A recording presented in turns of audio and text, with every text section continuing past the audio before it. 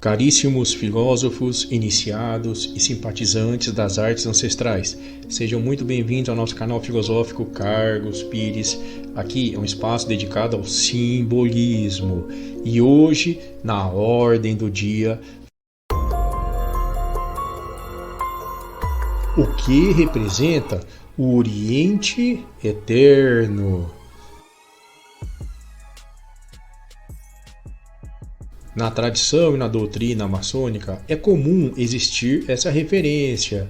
Quando a pessoa falece, iria para essa instância do Oriente Eterno. Isso é comum em várias situações ou tradições iniciáticas ancestrais. E como bem sabemos, para muitas pessoas, ou talvez a maioria delas, essa questão de para onde nós vamos depois dessa nossa vida aqui mundana é muito relevante, inquietante e deveras fascinante.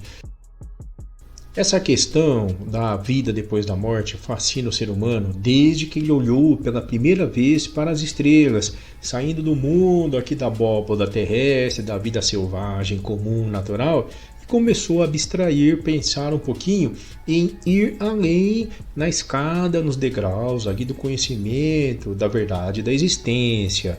Por isso, existem diversas possibilidades da gente especular ali, tentar entender um pouquinho, pensar sobre o que é essa situação que todos nós vamos enfrentar um dia, tomara que daqui muito tempo.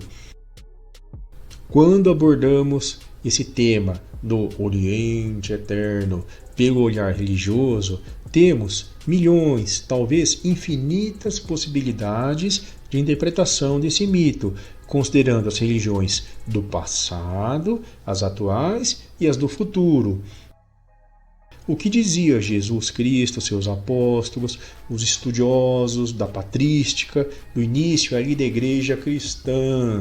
O Oriente Eterno para os cristãos é uma situação, em um primeiro momento, onde é definido o destino da alma do cidadão. Se ele foi um bom menino, teve fé ali em Jesus, respeitou os sacramentos da igreja, os princípios, dogmas, foi uma pessoa boa, ajudou o próximo, ele vai para o céu, vai ter uma vida ali junto de Deus.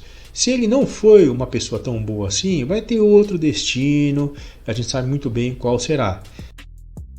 No caso do islamismo, a situação é mais ou menos parecida. Então, quando a pessoa morre, se foi também uma pessoa muito legal, que honrou ali os princípios de Maomé, de Alá, ele também terá acesso em breve ao paraíso.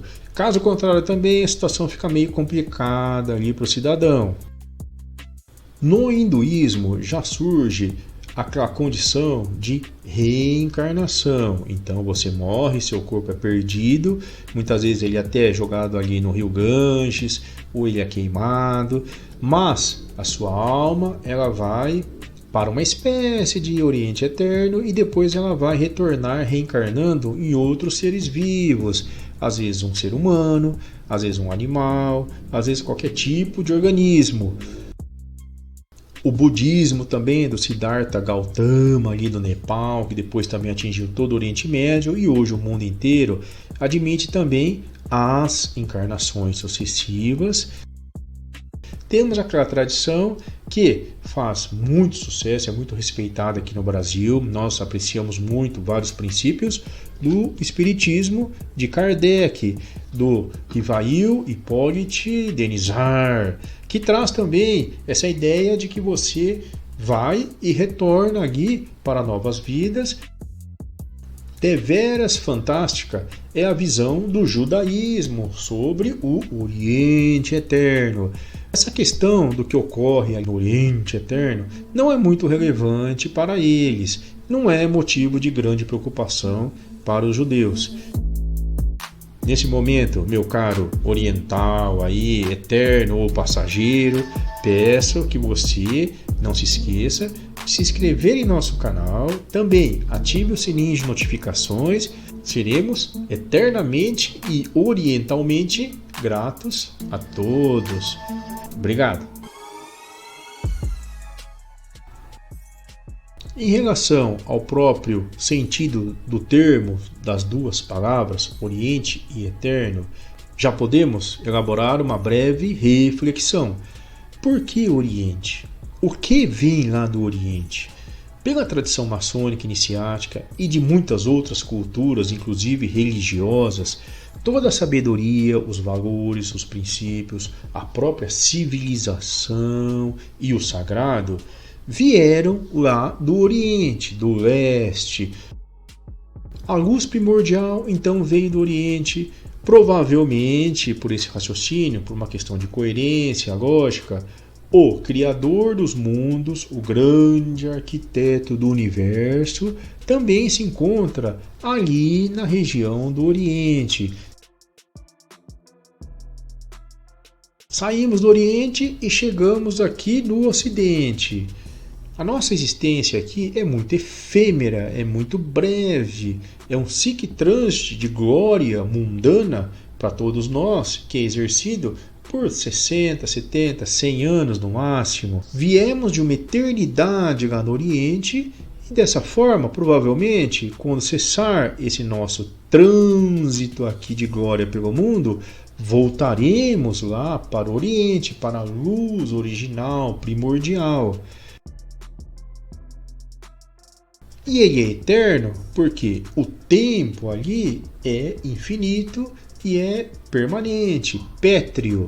Você vai ficar ali para todo o sempre. Não tem como fugir disso.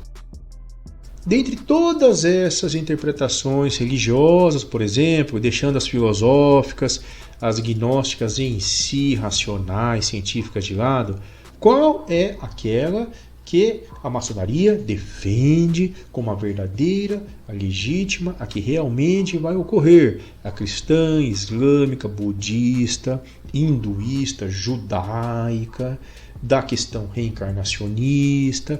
Qual delas realmente é a defendida pela doutrina e tradição maçônica? A resposta é nenhuma delas.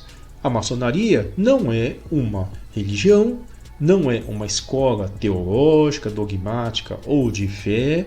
Ela defende o livre pensamento, o livre arbítrio, a livre opção política, religiosa, futebolística. Você que creia, que acredite, defenda a ideia que mais lhe convier, que mais for confortável para seus afetos, suas incertezas, seus medos, anseios, durante essa breve existência aqui pelo Ocidente efêmero. Portanto, a maçonaria deixa isso completamente aberto, indefinido, abstrato, inefável. Mas o mais importante nesse momento é que você, estando no Oriente Eterno, estando no Ocidente, nas areias do deserto escaldantes, por um tempo muito fugaz que seja, não se esqueça de se inscrever em nosso canal Eterno e também de ativar o sininho do Oriente de notificações. Muito obrigado, um grande abraço.